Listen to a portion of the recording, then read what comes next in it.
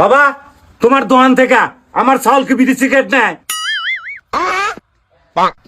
না চাচা, আপনার চাউলের মতো চাউল তো এই গ্রামে একটু নাই।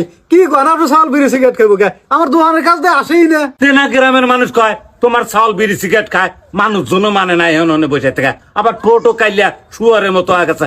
আসলে বিড়ি তেমন খায় না কি বাবু কও? না চাচা, আপনার চাউল আসলেই বিড়ি খায় না। আপনার চাউলের মতো চাউল এই গ্রামে তো আর দুইটা পাইবেন না আপনি। আপনার চাউল তো সোনার টুকরা। আচ্ছা বাবা, শুনে খুব খুশি হইলাম। একাদা নাও।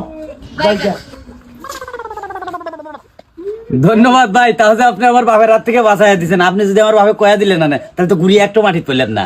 আরে ভাই, তাই আপনার কথা কই, আপনি হলে কি আমার দোকানের সেরা কাস্টমার। আপনি খান মাসে 10,000 টাকার সিগারেট। আপনার কথা কয়া দিয়ে কি আমার কাস্টমার একটু আরামও নাকি? কি 10,000 টাকার সিগারেট খাই আমি? তাহলে দেখেন তো আমার বাহির হয়েছে কয়টা। ভাই তোমার বাহি হয়েছে আগের মাসের 500 টাকা দিয়ে 11,500। এ ভাই, এটা কোনো কথা কইলেন? আমার নামে এত টাকা বাড়ি থাকবো কে? আমি তো আপনার দোকানে প্রথম আসলাম, আর আমি তো জীবনে কোনোদিন বিড়ি সিগারেটই খাই না।